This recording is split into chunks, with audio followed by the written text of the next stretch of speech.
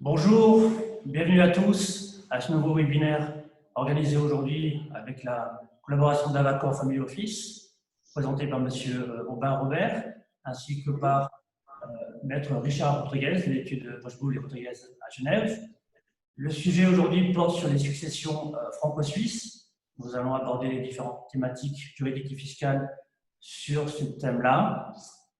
Pour ce faire, nous allons vous présenter un cas concret que je vais maintenant vous détailler. Donc, nous avons un couple marié, installé en Suisse, un couple de nationalité française ou suisse. Ce couple-là donc s'est marié en 1998, pardon, sans contrat de mariage et ont deux enfants, un résident en France et l'autre résident en Suisse. Ce couple détient un patrimoine composé d'actifs immobiliers en France, ainsi que d'actifs immobiliers en Suisse. Il détient également des parts de sociétés civiles immobilières dans un actif commercial immobilier en France. Et ils ont aussi des comptes bancaires et des valeurs mobilières situés aussi bien en Suisse qu'en France. Alors, la question aujourd'hui qui se pose, c'est de savoir que se passe-t-il si un des conjoints du couple venait à décéder, à savoir quelle serait la loi applicable à la succession. Aubin, veux-tu nous expliquer un peu ce qui se passerait dans ce cas-là? Alors, en préalable, ce qu'il faut souligner, c'est que bien souvent, les clients se focalisent sur la fiscalité au détriment du droit civil, qui pourtant est tout aussi important. Alors, quand on liquide une succession, on raisonne en 3 étapes. La première étape, c'est qu'on doit déterminer ce que possédait le défunt. Ça, c'est le rôle de la loi applicable au régime matrimonial. Donc, quel est ce régime matrimonial? Comment le liquide-t-on? À la fin de cette étape, on a déterminé ce que possédait le défunt. La deuxième étape, c'est de déterminer qui hérite de quoi. Là, c'est le rôle de la loi applicable à la succession. Quelle est cette loi? Quels sont les droits des différents héritiers? Quels sont les droits du conjoint? Y a-t-il une réserve héréditaire? À la fin de cette deuxième étape, on a déterminé quels sont les lots de chacun. C'est là que va entrer ensuite en jeu la fiscalité. Où les impôts sont-ils dus et à quel taux? Donc, ça, c'est le plan de notre présentation. C'est la manière dont on va traiter le cas. On va commencer par parler du régime matrimonial. Ensuite, on va parler de la loi successorale pour conclure avec la fiscalité. Merci, Aubin. Pouvez-vous nous expliquer, messieurs, que se passerait-il s'il y avait un contrat de mariage? Alors, je vais répondre à cette question. Bonjour Patrick, bonjour Robin et bonjour à tous les Zoomers qui ont eu le courage de se réveiller ce matin pour venir nous entendre. Ça me fait vraiment plaisir, je sais que vous êtes nombreux. Je vais répondre principalement aux questions d'ordre suisse. Donc, effectivement, en présence d'un contrat de mariage, en présence d'un contrat de mariage, c'est la loi choisie par les époux qui va s'appliquer à leur régime matrimonial. Il faut savoir que le droit suisse est très flexible par rapport à ça, puisqu'il permet aux époux de choisir soit la loi du lieu où ils sont domiciliés, soit la loi du pays dans lequel elles seront domiciliées à l'avenir, soit même la loi d'une de leurs lois nationales. Donc ici, effectivement, notre couple a le choix entre la loi suisse ou la loi française.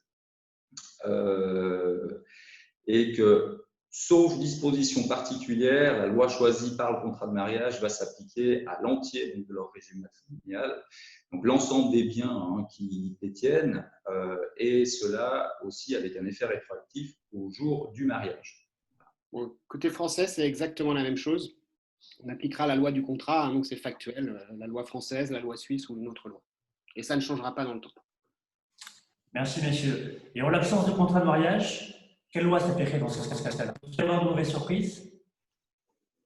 Alors, la mauvaise surprise ou la bonne surprise, c'est selon, et en général, il y en a toujours un qui est content et l'autre un petit peu moins content lorsque le régime matrimonial change. Effectivement, à défaut de contrat de mariage, c'est la loi du domicile commun des époux qui va s'appliquer. Donc, notre couple, lorsqu'il s'installera en Suisse, la loi suisse va s'appliquer à l'entier de leur régime matrimonial, et cela avec un effet rétroactif au jour du mariage. Donc, effectivement, quand on fait ces cartons, il faut aussi penser à son régime matrimonial.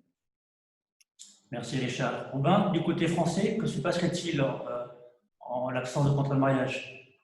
Alors, à défaut de contrat de mariage, la loi du premier domicile matrimonial des époux après le mariage s'appliquera.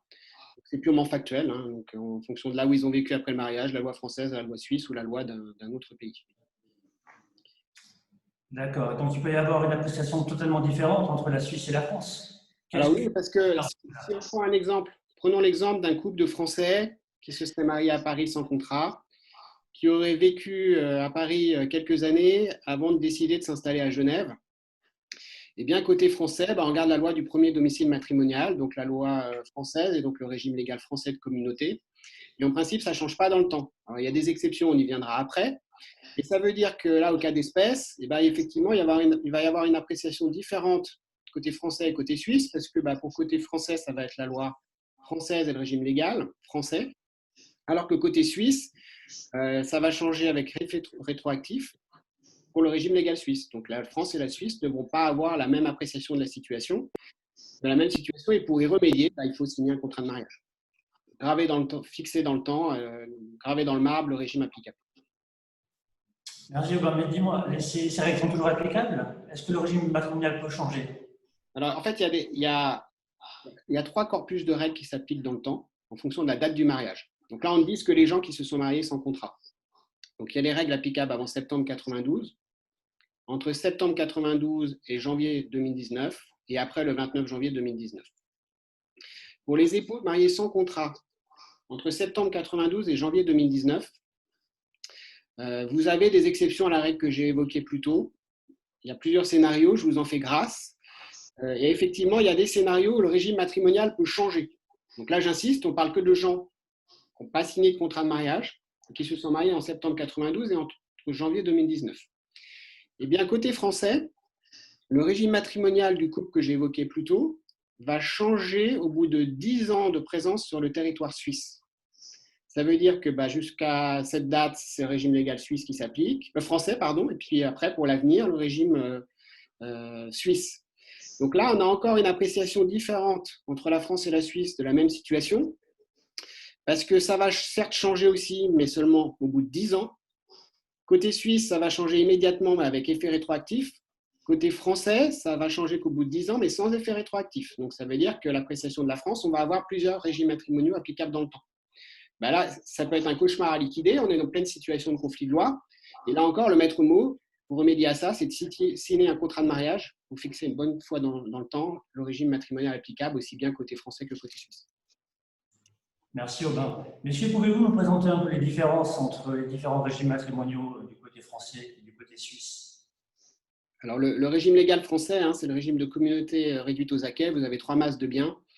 La communauté qui est l'enrichissement pendant le mariage, les biens propres de chacun des époux qui sont les biens acquis à titre gratuit pendant le mariage et les biens possédés au jour du mariage. Voilà, de l'angle suisse, on a le régime légal et celui de la participation aux acquets. Donc on retrouve ici les termes d'acquets des deux côtés de la frontière, mais attention, ce sont en fait des faux amis. Le régime de la participation aux acquets est essentiellement un régime de séparation de biens. On a tendance à l'oublier. En fait, les acquets et les biens propres se matérialisent et se disjoignent uniquement lors de la liquidation du régime matrimonial, c'est-à-dire en cas de divorce ou en cas de décès. Tout au long de la vie commune, finalement, les conjoints sont soumis à un régime qui est celui de la séparation de biens, sauf une ou deux petites exceptions. Les choses ne se passent pas différemment que d'un régime de séparation.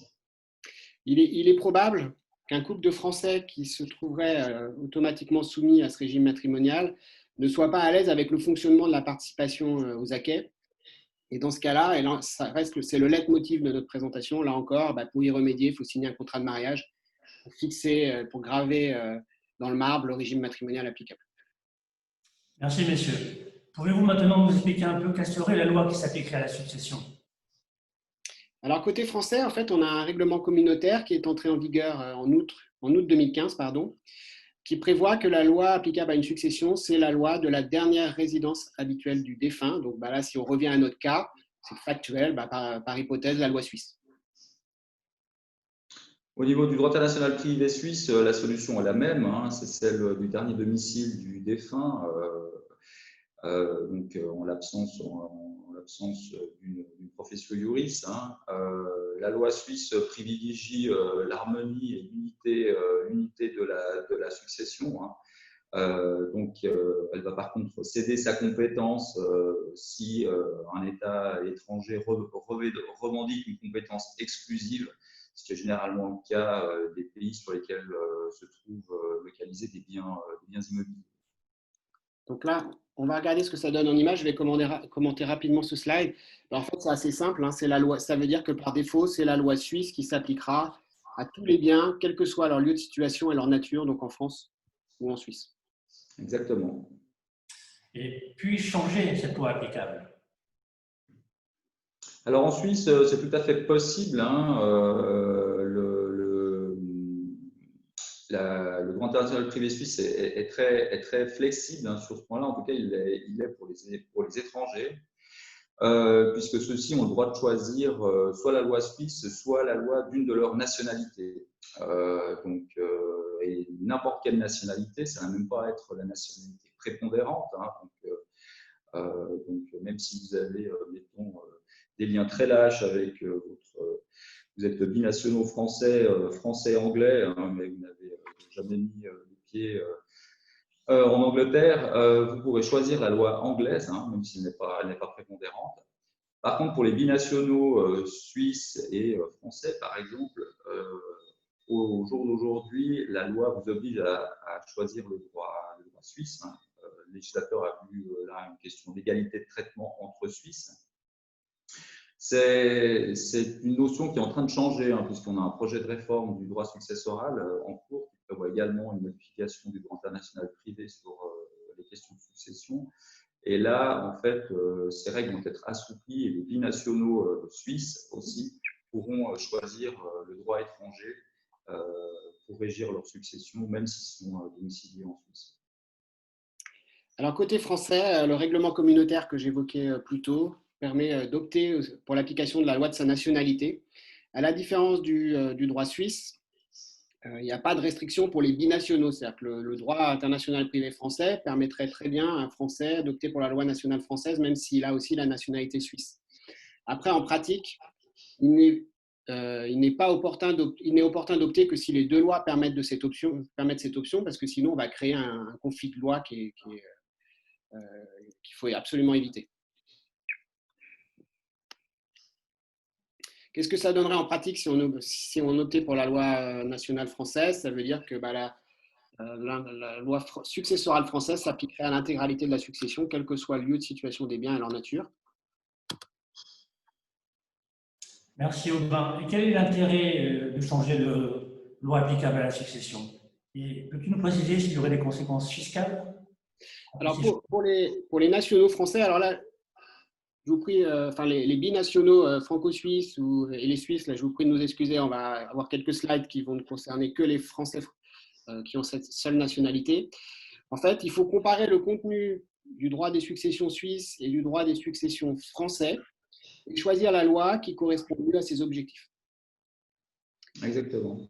Et si possible, éviter des sources de complexité ou de conflit en faisant, dans la mesure du possible, matcher la loi qu'on a choisie pour son régime matrimonial et la loi qu'on a choisie pour sa succession.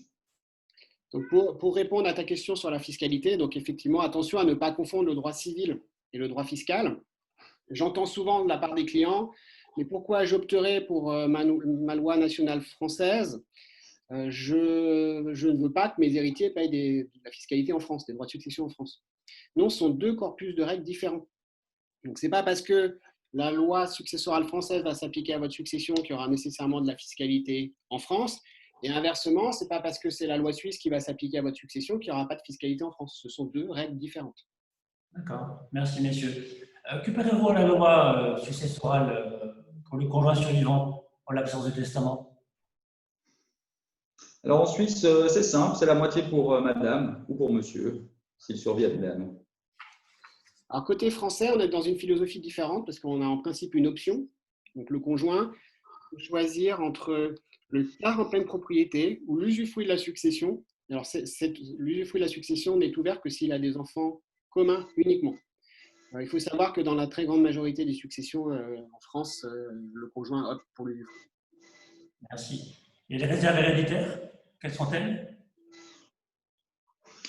Alors, les réserves héréditaires en Suisse sont d'un quart pour le conjoint survivant et de 3/8 pour les enfants, c'est-à-dire 37,5%. Cette réserve héréditaire ne change pas en fonction du nombre d'enfants en Suisse. Donc on a des quotes-parts qui sont allouées aux conjoints et aux enfants, et elle ne varie pas en fonction du nombre d'enfants, ni conjoints d'ailleurs. Un mot du projet de réforme en cours en Suisse, Richard? Oui, Aubin, on a un projet de réforme en cours dont l'entrée en vigueur est prévue pour 2021, plus probablement pour 2022, qui prévoit une réduction de la réserve des enfants. Donc là, on s'est inspiré de ce qui est prévu, enfin c'est une influence anglo-saxonne, on voit que de plus en plus les conjoints souhaitent réduire la réserve des enfants, en préférant finalement leur transmettre une partie de leur succession de leur vivant. Et donc on va se retrouver très probablement avec une réserve réduite à un quart. Donc on aura finalement une situation classique, une masse successorale qui sera donc bloquée pour moitié en faveur du conjoint et des enfants, et libre, donc disponible pour le conjoint survivant, pour le testateur, pardon, donc il pourra faire ce qu'il veut. Alors, côté français, alors le conjoint n'est pas réservataire en présence d'enfants. Donc, ça veut dire que typiquement, si on prenait l'exemple d'un couple tous les deux fortunés, et puis si on estimait qu'il n'était pas nécessaire de lui laisser des actifs, il vaut mieux que sa succession soit soumise à la loi française, parce que si elle était soumise à la loi suisse, le conjoint aurait une réserve d'un quart. Après, si on regarde la réserve des enfants, donc à la différence de ce qui se passe en Suisse, cette réserve héréditaire, elle varie en fonction du nombre d'enfants, elle n'est pas fixe. Et en tout cas, ce qu'on peut constater par rapport à la loi suisse, c'est que la réserve des enfants en droit français est toujours plus élevée, quel que soit le nombre d'enfants, que celle qui s'applique en droit suisse. Merci, messieurs. Et pouvez-vous nous préciser quelle serait la loi qui protégerait le mieux le conjoint survivant dans ce cas-là? Alors bon, je te laisserai apprécier les réponses, Patrick. En tout cas, ce qu'il est au niveau suisse, il est possible donc de favoriser le conjoint survivant en lui laissant donc une majorité en pleine propriété de 5/8, qui se compose dès lors de la part qui revient normalement au conjoint survivant, plus de la quotité disponible qui se trouve sur la part des enfants. Les deux autres options qu'on présente ici sont des options qui ressortent de l'article 473 du Code civil, qui laisse en fait le choix au conjoint survivant d'opter pour l'une de ces trois possibilités. Donc c'est une solution qui est très flexible, parce que le conjoint survivant pourra choisir lors de l'ouverture de la succession quelle est la solution qui lui paraît la plus adéquate, souvent en fonction de son âge, au moment de l'ouverture de la succession. On constate que les jeunes veufs ou veuves ont plutôt tendance à choisir une allocation en pleine propriété, alors que les survivants plus âgés ont plutôt tendance à choisir en fait des usufruits. Donc plutôt l'option 3 ici sur le slide. Mais on voit qu'on a un consensus helvétique dans l'option 2 qui permet à la fois de conserver une partie de la succession du fruit à raison de 3/4 et 1/4 en pleine propriété, qui permettent dès lors au conjoint survivant de garder quelques liquidités pour ses besoins personnels. Alors, côté français, ce qu'on peut constater, c'est que on peut laisser la part qu'on peut laisser en pleine propriété au conjoint. Ça va dépendre du nombre d'enfants, c'est le slide précédent. Ce qu'on peut constater, c'est qu'elle est toujours plus faible que la quote-part qu'on peut laisser en pleine propriété en droit suisse. Donc, si l'idée, c'est de laisser une part en pleine propriété maximale au conjoint, il vaut mieux que ce soit la loi successorale suisse qui s'applique plutôt que la loi successorale française. Après, sur les deux autres options, on a exactement les mêmes en droit français. À une différence près, c'est que les autres options, là je parle sous le contrôle de Richard, en droit suisse ne sont ouvertes que sous réserve qu'il n'y ait que des enfants communs. Ce qui n'est pas le cas en France. Donc ça veut dire que si vous êtes remarié et que vous avez des enfants d'une précédente union et que vous voulez leur donner la possibilité d'avoir l'option 2 ou l'option 3, dans ces cas-là, il vaut mieux être soumis à la loi française. D'accord. Petite précision, on est bien d'accord que ça nécessitera donc la rédaction d'un testament pour pouvoir donner plus de droits au conjoint, n'est-ce pas? Alors oui, tout à fait, Patrick. Là, on n'a pas affaire à des solutions qu'on appelle ab intestate. Donc, elles ressortent d'un choix du conjoint testateur, qui doit donc avoir prévu par testament la possibilité pour le conjoint survivant d'opter pour une de ces solutions. Tout à fait. Merci pour ces précisions. Concernant la communauté universelle, on entend beaucoup de choses par rapport à ce régime, notamment avec l'attribution intégrale. Pouvez-vous nous apporter des précisions par rapport à ça? Oui, alors plutôt un conseil de sagesse ici. Si on ne souhaite pas donner trop de travail à des avocats ou ouvrir un contentieux avec ses enfants, il vaut mieux harmoniser la loi applicable au régime matrimonial et la loi applicable à la succession. On a vu dans les slides précédents qu'il était possible, par exemple, de choisir un régime matrimonial de droit français, par exemple une communauté universelle avec attribution intégrale au conjoint survivant, mais également soumettre sa succession au droit suisse. Mais sachez qu'en droit suisse, en principe, les dispositions sur la communauté de biens excluent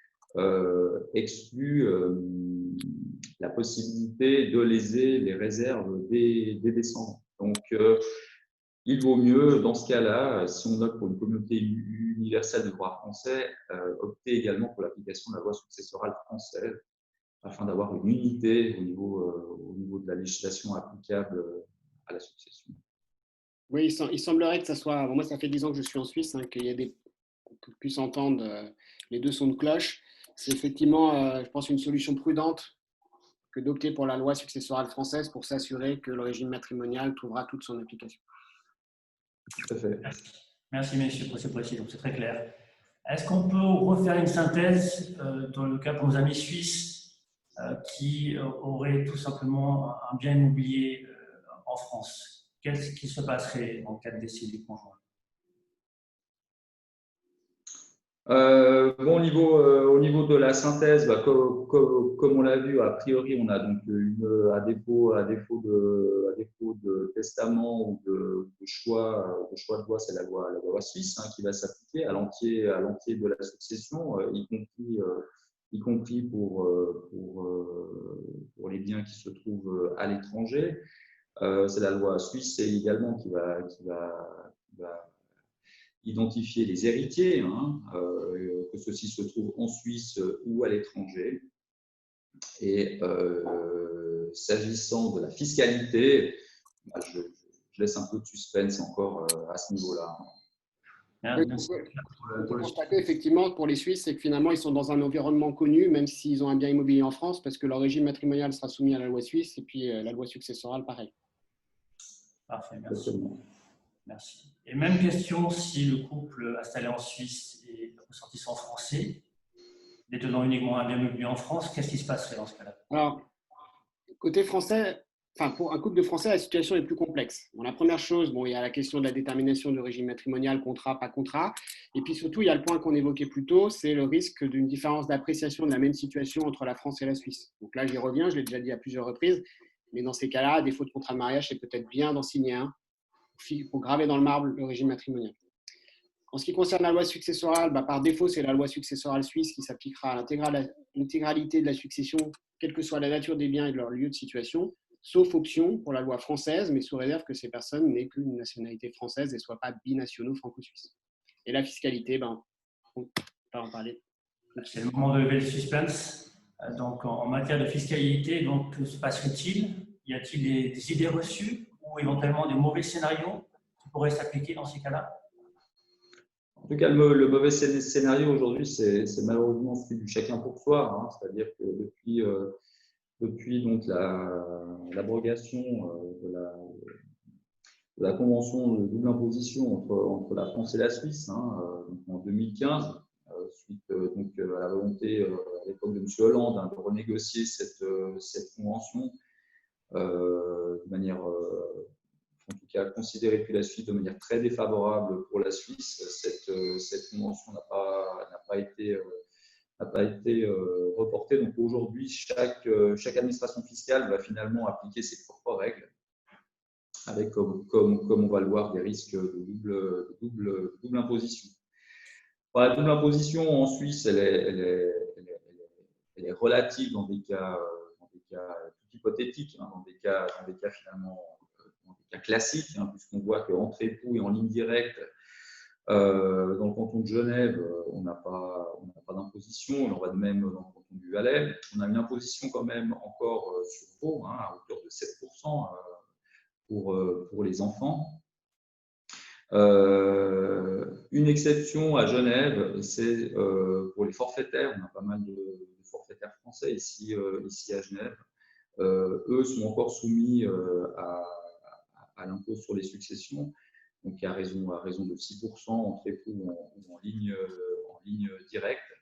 S'ils avaient donc été soumis à une imposition au forfait lors d'une des 3 dernières années de taxation ordinaire. Attention ici, hein, puisqu'on parle d'une des dernières taxations entrée en force. Donc, si votre administration fiscale a du retard dans la taxation de vos bordereaux, hein, vous avez renoncé à votre forfait il y a de cela plus de 3 ans, mais que vous n'avez pas reçu encore 3 bordereaux de taxation sous le régime ordinaire, et sachez que vous êtes toujours considéré encore pour l'administration fiscale comme un forfaitaire. Vous n'êtes toujours pas sorti de ce régime. Et donc là, vous devez vivre avec tirer le boulet du retard de l'administration fiscale. Donc, attention aux mauvaises surprises. On a eu le cas de clients qui se croyaient sortis de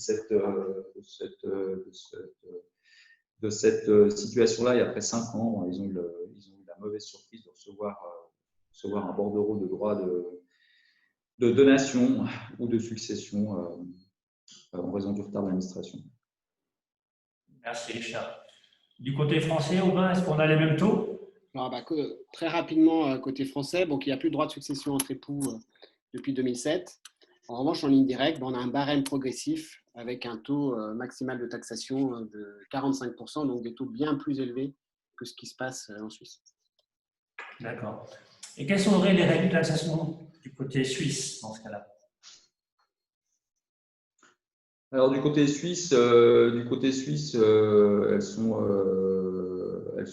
assez simples, hein. On a une question d'unité aussi, hein, de la taxation. Donc la totalité des biens mobiliers sont taxés en Suisse, y compris les biens immobiliers situés en Suisse ou les biens mobiliers situés à l'étranger. La seule exception sont les biens immobiliers donc, situés à l'étranger qui, eux, sont taxés par le fisc de leur lieu de situation. Et peut-on avoir une situation où je suis résident suisse, mais je pourrais être considéré comme étant résident français en matière de droit de succession ou de droit de donation? Aubin, tu peux nous en parler? Alors, en effet, il y a une convention fiscale en matière d'impôt sur le revenu et de fortune entre la France et la Suisse qui comprend des dispositions qui permettent d'éliminer les conflits de résidence. Mais cette convention ne vise pas les droits de donation et les droits de succession. Donc, ça veut dire que pour les droits de donation et de succession, la France peut appliquer ses critères de droit interne. Donc, ça veut dire que quelqu'un peut effectivement être résident de Suisse et pas de France pour l'impôt sur le revenu, mais l'être pour les droits de donation ou de succession. Quels sont ces critères, Aubin? Alors, vous avez 3 critères. Donc, le premier, c'est un critère 2 en 1. Donc, le foyer, on regarde où est le foyer, donc conjoint et enfant mineur. On regarde le lieu de séjour principal. Alors là, j'entends souvent parler de la règle des 6 mois. Les gens disent, c'est bon, je ne passe pas plus de 6 mois en France. On parle de séjour principal. Ça veut dire que si vous voyagez, par exemple, si vous vivez entre 3 pays, donc vous passez 5 mois en France, 4 mois en Suisse, et puis vous voyagez le reste du temps, vous ne passez pas 6 mois en France, mais néanmoins, c'est le pays où vous passez le plus de temps. Vous y avez le lieu de votre séjour principal, vous êtes domicilié fiscalement en France. Le deuxième critère, c'est le lieu d'activité professionnelle principale. Là, je passe vite. Et puis, le troisième critère, c'est le centre des intérêts économiques. Donc là, je pense que c'est bien qu'on développe un peu cette notion parce que certains d'entre vous vont peut-être tomber de leur chaise.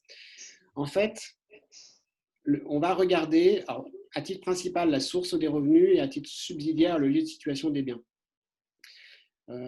L'idée, c'est que si vos revenus de source française représentent la majorité de vos revenus, dans ces cas-là, vous avez votre domicile fiscal en France. Prenons l'exemple d'un couple de Français qui habiterait dans le Valais, qui aurait un important patrimoine immobilier en France, qui en tire des revenus fonciers et dont c'est la principale source de revenus. Eh bien, ils ont le centre de leurs intérêts économiques en France, ils sont domiciliés fiscalement en France, alors même qu'ils ne mettraient jamais un pied sur le sol français durant l'année. Donc, ça veut dire qu'ils seraient fiscalement taxés en Suisse par rapport à l'impôt sur le revenu, mais pour être considérés comme étant fiscalement domiciliés en France par rapport aux droits de succession, aux droits de donation à cause de ces revenus fonciers. C'est correct.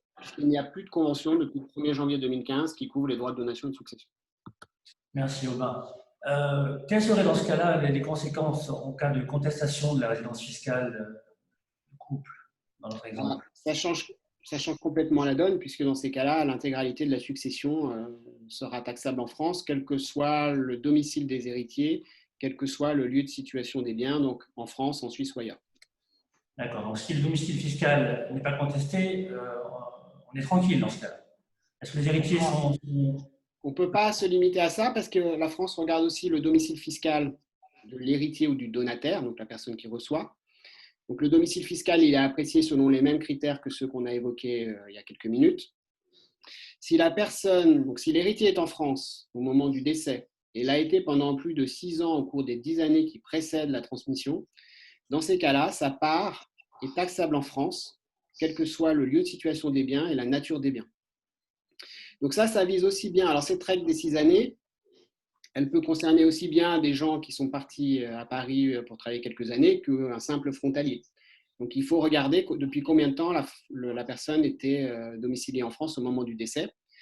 Il faut préciser que la situation d'un héritier n'affecte pas celle des autres. Si on revient à notre cas, il y a un enfant en France, il y a un enfant en Suisse. Ce n'est pas parce qu'un des deux serait taxable en France sur sa part que l'autre le serait. D'accord, merci Aubin. Et si aucune personne n'est résidente en France, quelle serait la taxation dans ce cas-là? Alors là, dans ce cas-là, la France va taxer uniquement les biens situés en France. Donc là, on parle de biens immobiliers français, on parle de parts de SCI, on parle de sociétés françaises.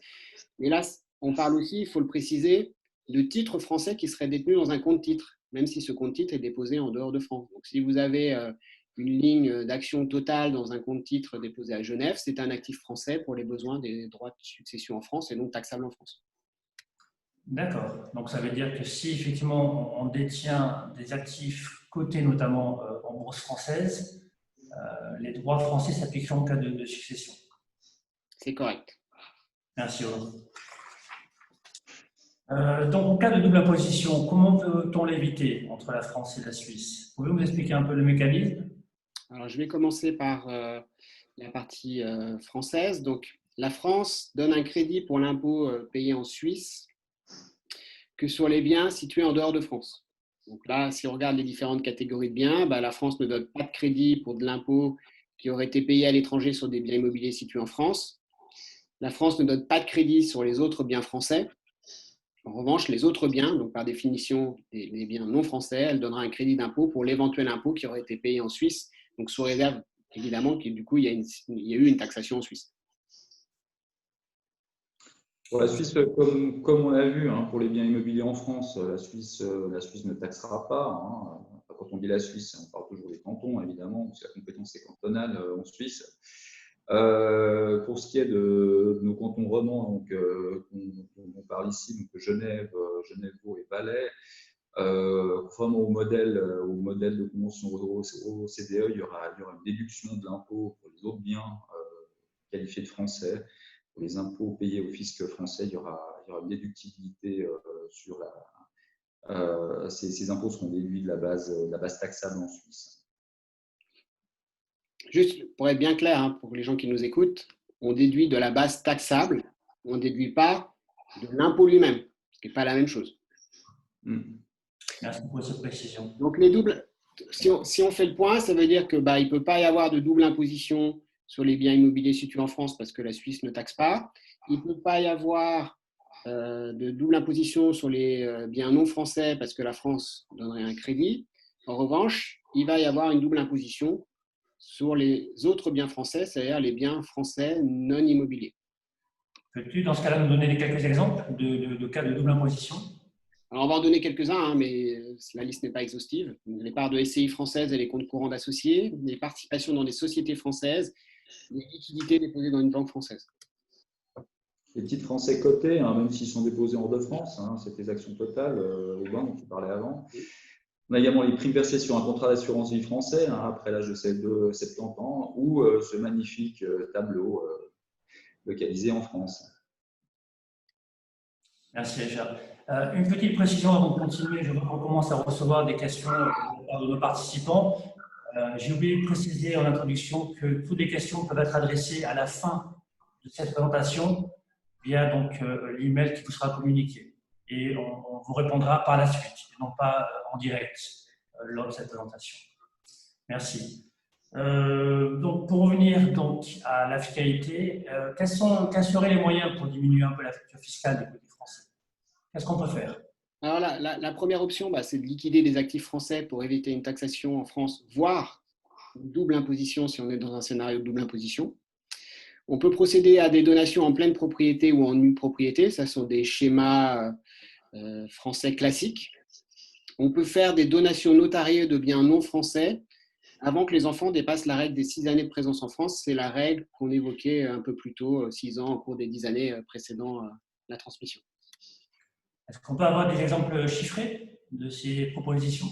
Oui, je pense que c'est important de mettre quelques chiffres parce qu'on voit toujours la France comme un pays avec des taux confiscatoires. Prenons le cas d'un couple résident suisse avec un bien immobilier en France détenu conjointement et ils ont 2 enfants communs. Donc, on a pris différentes valeurs, 300 000, 500 000, 1 million, 2 millions. Et on vous montre en pourcentage que représentent les droits de succession sur les 2 décès. Donc, vous voyez, 300 000, 500 000, on est dans des taux faibles et tout à fait acceptables. Mais même pour 1 million ou 2 millions, on est dans des taux qui restent encore, qui ne sont pas des taux confiscatoires. On est à 11% ou 17%. Alors, certes, 17% sur 2 millions, ça fait quand même 340 000 euros. Mais on n'est pas dans des taux si élevés.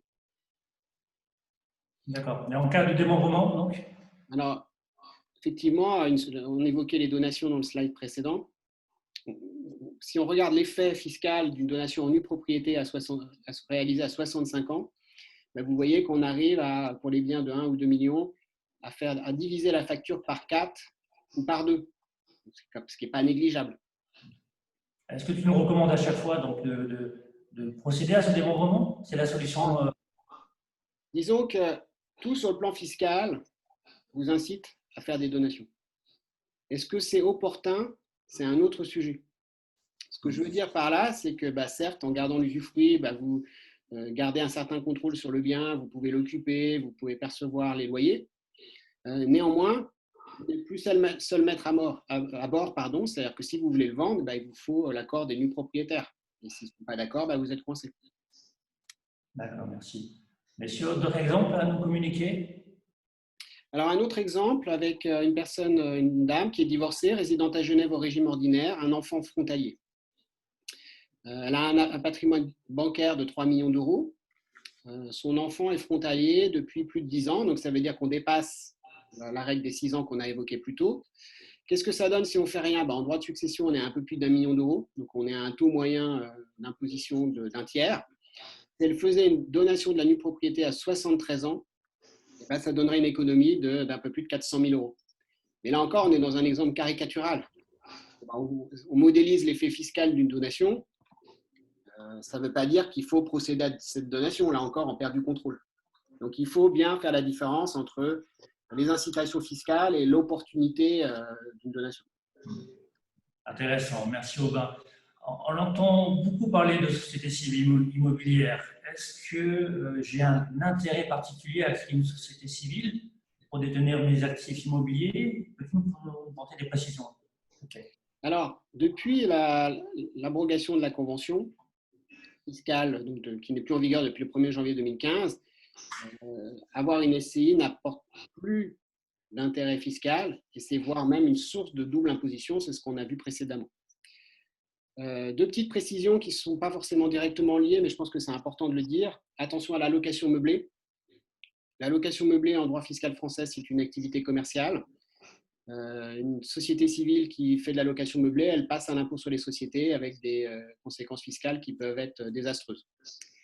Et puis après, sur la question de la comptabilité, certes, ce n'est pas obligatoire d'avoir une comptabilité.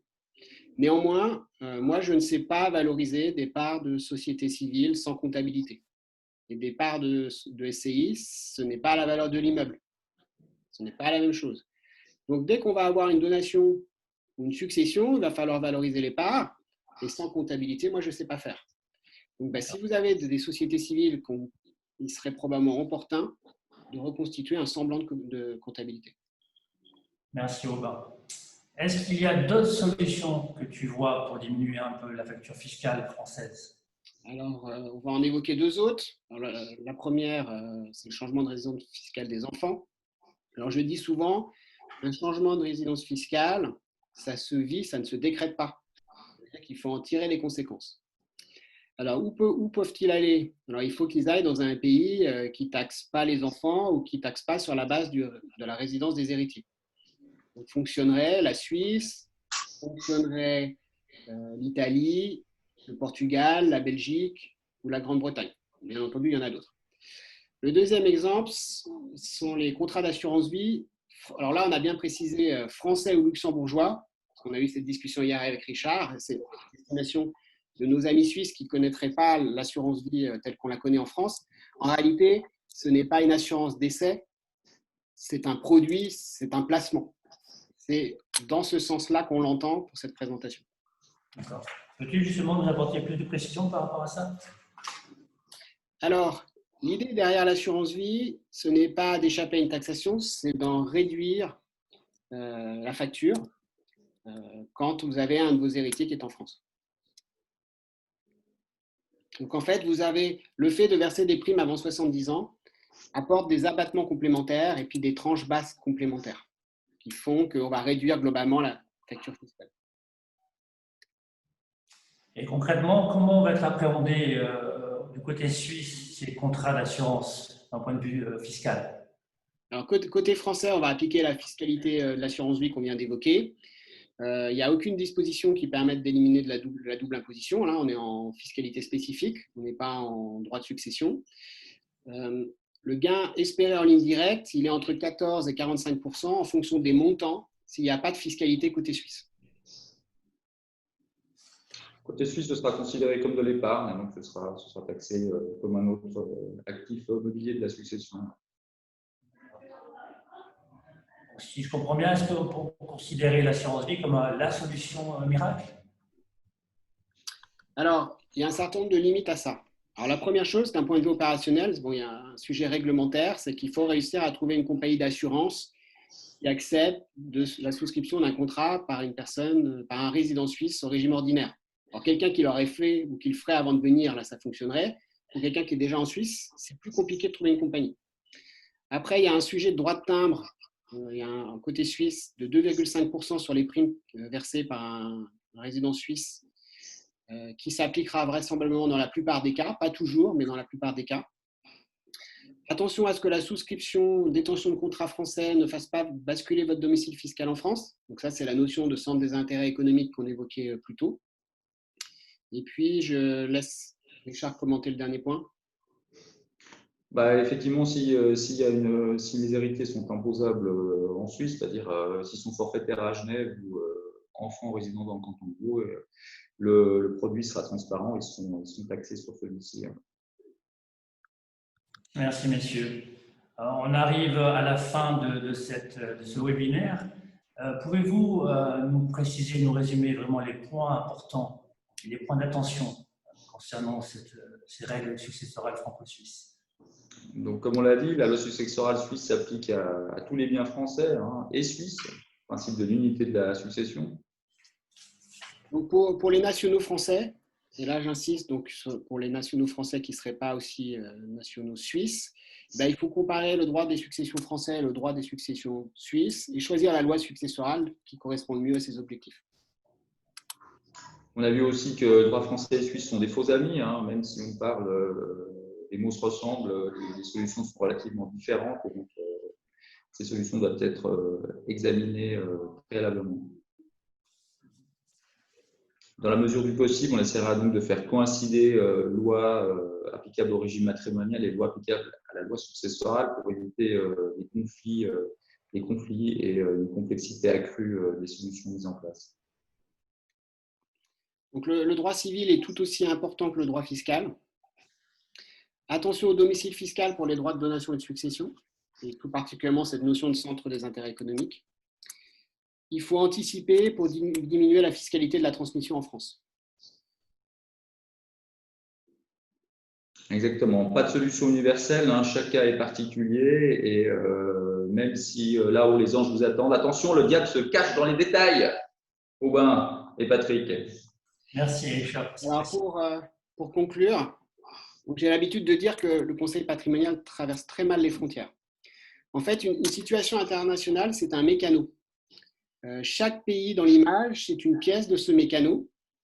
Et en fait, il faut que ces pièces du mécano s'imbriquent les unes dans les autres pour qu'il en résulte une construction qui tient debout. Ce que je veux dire par là, c'est que dans une succession franco-suisse, il ne vous suffit pas d'avoir un conseil côté français, il ne vous suffit pas d'avoir un conseil côté suisse, il faut que vous ayez un conseil dans chacun des deux pays et puis aussi dans chaque pays dans lequel vous avez des biens ou des héritiers. Et en plus de ça, il faut que ces différents conseils se parlent pour qu'on arrive à une solution qui fonctionne dans tous les pays qui sont dans l'image. Très bien. Au sens, Aubin, c'est du travail d'équipe. Merci à vous. Merci, messieurs, pour vos éclaircissements et ces présentations de qualité. Merci aux participants d'avoir été présents ce matin. Vous allez donc recevoir sur vos emails la copie de cette présentation sous forme de replay.